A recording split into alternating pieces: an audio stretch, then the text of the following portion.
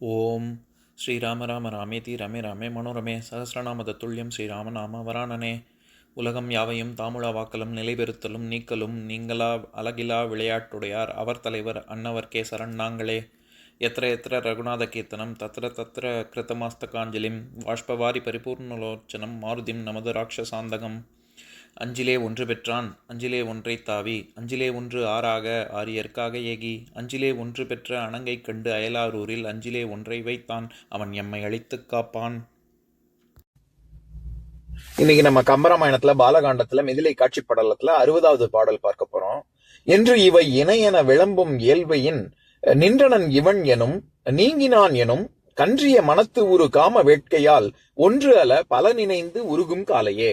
இதுதான் பாட்டு. இப்ப நம்ம பதம் பிரிச்சு பொருள் பார்க்கலாம். என்று இவை என்று இவற்றையும் இணையென இவை போன்ற பலவற்றையும் விளம்பும் இயல்பையின் சீதை தனக்குள் கூறுகின்ற பொழுதில் இவன் நின்றனன் எனும் உரு வெளிப்பாட்டில் அவன் தன் எதிரில் தோன்ற நான் முன்பு பார்த்த வீரன் இதோ இங்கு நிற்கின்றான் என்பாள். நீங்கினான் எனும் உடனே அவ்வுருவம் மறைதலால் நீங்கிவிட்டான் என்பாள். கன்றிய மனத்து இவ்வாறு சீதை வெதும்பிய மனத்தில் உரு காம வேட்கையால் மிகுந்த காம விருப்பத்தால் ஒன்று அல பல நினைந்து ஒன்று மட்டுமல்ல பலவற்றையும் எண்ணி எண்ணி உருகும் காலை மனம் உருகும் பொழுது. இப்ப நம்ம இந்த பாட்டுல இருக்கக்கூடிய நயங்களை பார்க்கலாம். இது குலகச் செய்யுள் வகையை சேர்ந்தது. ஏன்னா நம்ம இதுவரைக்கும் நம்ம பார்த்துக்கிட்டு வந்த பாடல்கள்லயே ஒருவேளை இவன் தேவனோ இல்ல இவன் இமைக்கின்றான் கையில் வில்லேந்துகிறான் அந்த மாதிரி பலவாறாக சீதை தனக்குள்ளேயே முனகுகிறாள் புலம்புகிறாள் எண்ணி பார்க்கிறாள் அப்படின்னு நம்ம பல பாடல்கள் பார்த்துட்டு வந்தோம்ல. அந்த வரிசையில இந்த பாட்டும் அப்படித்தான் அமைகிறது. அதாவது ரொம்ப ஒருத்தர் மேல நமக்கு அபரிமிதமான விருப்பம் ரொம்ப ஜாஸ்தியா போயிடுச்சு, காதல் ரொம்ப முத்தி போயிடுச்சுன்னா என்ன சொல்லுவாங்க, படத்துல கூட காமிப்பாங்கல்ல. அதாவது திரைப்படங்கள்ல காதலனோ காதலியோ திருமண பக்கம் பூரா அவங்க இருக்கிற மாதிரியே அவங்களுக்கு ஒரு பிரமை ஏற்படும். அப்புறம் அவங்க அங்க இருப்பாங்க, அப்புறம் பார்த்தா வேற ஒருத்தவங்க இருப்பாங்க. அந்த இதுல எனக்கு இந்த மாதிரி காமிக்கக்கூடிய காட்சிகள்ல எனக்கு ரொம்ப பிடிச்ச படத்துல ரொம்ப பிடிச்ச காட்சி அழகு நீ நடந்தால் நடை அழகு அப்படின்னு அந்த பாட்டு பாட்ஷா படத்துல வரும்ல. அதுல பாக்குறப்போ இடம் பூரா எல்லா இடத்துலயும் ரஜினி தான் தெரியுவா அவளுக்கு. அந்த மாதிரி பல படங்கள் இருக்கு. உதாரணம் எனக்கு இந்த உதாரணம் தான் சட்டுன்னு தோணுது. அந்த மாதிரி இங்க கம்பர் என்ன சொல்ல வராரு, அதாவது அந்த மாதிரி கம்பர் இங்க என்ன சொல்ல வர்றாருன்னு சொல்லக்கூடாது. கம்பர் தான் இதுக்கெல்லாம் முன்னோடி. அதை பார்த்துதான் இவங்க படத்துல அங்க எங்கன்னு எல்லா இடத்துலயும் தெரியற மாதிரி எடுக்கிறாங்க. கம்பர் இங்க என்ன சொல்ல வர்றாரு, சீதைக்கு அவன் திடீர்னு ராமன் இங்க தெரியற மாதிரி இருக்கு. அடைடே நம்ம அங்க மாடத்துல நின்று மேல் மாடத்துல நின்று பார்த்துக்கிட்டு இருக்கும்பொழுது சென்ற ராமனா இது அப்படின்னு டக்குன்னு இப்படி பாக்குறா. பார்த்தா அவன் மறைஞ்சிடறான். அப்புறம் திருப்பி வேற ஒரு இடத்துல தெரியறான். தோன்றி தோன்றி மறைகிறான் அப்படிங்கறத இங்க கம்பர் வெளிப்படுத்துறாரு.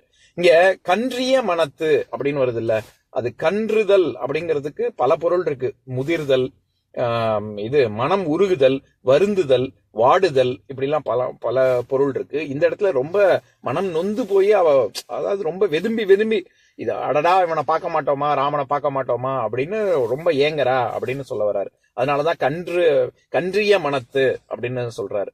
அதே மாதிரி என்று இவை இணையன அப்படின்னா போன பாட்டினுடைய தொடர்ச்சி தான் இந்த பாட்டு. அந்த மாதிரி பலவாறாக சீதை மேல சொன்ன பல பாடல்கள்ல புலம்பினது. என்று இவை இணையென விளம்பும் இயல்பையின் அப்படின்னு சொல்றாரு.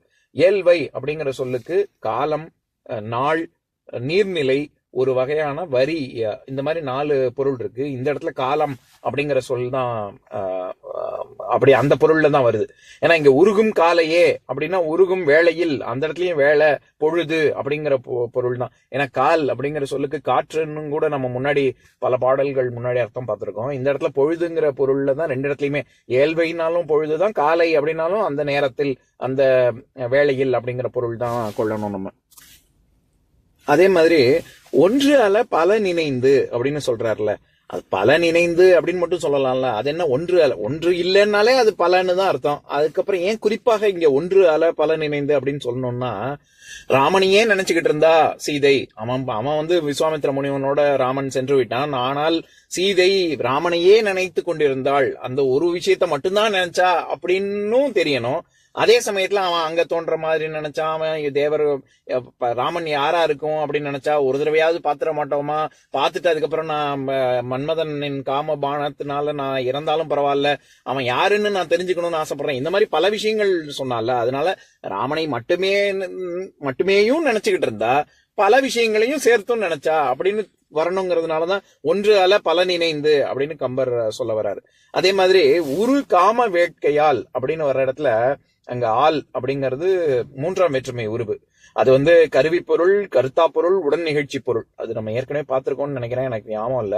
அதாவது இந்த மூன்று விஷயங்களை தொடர்பு படுத்தி வேற்றுமை உருவு வரும். ஆள்ங்கிற வேற்றுமை உருவு, இல்லாட்டி ஒடு அப்படிங்கிறது. கத்தியால் வெட்டினான் அப்படின்னா எதால் வெட்டினான் அப்படின்னு கருவி பொருள்ல வருது. அதே மாதிரி தமிழ்ச்சங்கம் பாண்டியனால் அமைக்கப்பட்டது அப்படின்னா யாரால் அமைக்கப்பட்டது அப்படின்னா அதுக்கு ஒரு கர்த்தா இருக்கணும்ல, தமிழ்ச்சங்கத்துக்கு ஒரு கர்த்தா இருக்கணும். அது கர்த்தா பொருள்ல வருது. ஒடு உருபு கொடுத்தா உடன் நிகழ்ச்சி பொருள்ல வரும். அதாவது கோவலனோடு ஒடு ஓடு ரெண்டு உருவும் வரும். கோவலனோடு கண்ணகி வந்தாள் அப்படின்னா ரெண்டு பேரும் சேர்ந்துதான் வந்தாங்க அப்படின்னு உடன் நிகழ்ச்சி பொருள்ல வரும். எதுக்கு இந்த வித்தியாசத்தை சொல்ல வரேன், இந்த இடத்துல உரு காம வேட்கையால் அப்படின்னா காமனால் உண்டாகிய வேட்கை அப்படின்னு சொல்லி அங்க கர்த்தா பொருளாக நம்ம காமன் தான் இதுக்கு காரணம் அப்படின்னு கர்த்தா பொருளாக நம்ம பொருள் கொள்ள முடியும். அதே சமயத்துல ஒரு காம வேட்கை அப்படின்னா காமமாகிய வேட்கை அப்படின்னு பண்பு தொகையாகவும் நம்ம கருத முடியும். ரெண்டு விதமாவும். அதனாலதான் காம வேட்கைன்னு மட்டும் சொல்லி கம்பர் அங்க அதுல ஒரு சுவாரஸ்யம் இருக்கு. என்னன்னா பண்பு தொகையில நம்ம ஏற்கனவே பார்த்திருக்கோம். அதாவது செந்தாமரை அப்படின்னு வண்ண பண்பு தொகையா இருக்கலாம், என்ன நிறத்தில் தாமரை இருக்கு, அல்லது வட்ட நிலா அப்படின்னு வடிவத்தை குறிக்கக்கூடிய பண்பு தொகை இருக்கு, வட்ட வடிவில் இருக்கு அப்படின்னு. முத்தமிழ் அப்படின்னா அளவை குறிக்கிறது, மூன்று ஆகிய தமிழ், இயல் இசை நாடகம் அப்படின்னு மூன்று ஆகிய தமிழ் அப்படின்னு அளவை குறிக்கக்கூடிய பண்பு தொகை இருக்கு. இறுதியாக சுவையை குறிக்கக்கூடிய பண்பு தொகை. இன்சொல் அப்படின்னா இனிமையான சொல் அப்படின்னு வண்ணம், வடிவம், அளவு, சுவை அப்படின்னு பண்பு தொகை 4 விதமாக இருக்கு. எதுக்கு சொல்ல வரேன், அந்த மாதிரி இந்த இடத்துல காமமாகிய வேட்கைங்கிறது அங்க சுவையை குறிக்கக்கூடிய ஒரு பண்பு தொகையாகவும் நம்ம கொள்ள முடியும். இப்படியும் எடுத்துக்கலாம். வேற்றுமை உருபு உடன் நிகழ்ச்சி அதாவது கர்த்தா பொருள்லயும் வச்சுக்கலாம், இல்லாட்டி பண்பு தொகையாகவும் நம்ம அதை கருத முடியும். இப்ப நான் பாட்டை இன்னொரு தடவை படிக்கிறேன், கேளுங்க. என்று இவை இணையென விளம்பும் ஏழ்வையின் நின்றனன் இவன் எனும் நீங்கினான் எனும் கன்றிய மனத்தூறு காம வேட்கையால் ஒன்று அல பல நினைந்து உருகும் காலையே. இன்னொரு நாள் இன்னொரு பாட்டு பார்க்கலாம். ஓம் சாந்தாகாரம் புஜகசயனம் பத்மநாபம் சுரேஷம் விஸ்வாதாரம் ககனசத்ரசம் மேகவர்ணம் சுபாங்கம் லக்ஷ்மீகாந்தம் கமலநயனம் யோகி ஹிருத்யானகம்யம் வந்தே விஷ்ணும் பவபயஹரம் சர்வலோகைகநாதம். உம்பரோடு இம்பர்காரும் உலகம் ஓர் ஏழும் ஏழும் எம்பெருமான் என்று ஏத்தி இறைஞ்சி நின்று ஏவல் செய்ய தம்பியரோடும் தானும் தருமமும் தரணி காத்தான் அம்பரத்து அனந்தர் நீங்கி அயோத்தியில் வந்த வள்ளல். ஓம் பூர்ணமதః பூர்ணமிதம் பூர்ணாத் பூர்ணமுதஸ்யதே பூர்ணஸ்ய பூர்ணமாதாய பூர்ணமேவாவசிஷ்யதே. ஓம் சாந்தி சாந்தி சாந்திஹி. ஓம் சர்வேஷாம் ஸ்வஸ்திர்பவது சர்வேஷாம் சாந்திர்பவது சர்வேஷாம் பூர்ணம் பவது சர்வேஷாம் மங்களம் பவது. ஓம் சாந்தி சாந்தி சாந்திஹி. ஓம் சர்வே பவந்து சுகினः சர்வே சந்து நிராமயாः சர்வே பத்ராணி பஷ்யந்து மா கஷ்சித் துக்கபாக் பவேத். ஓம் சாந்தி சாந்தி சாந்திஹி.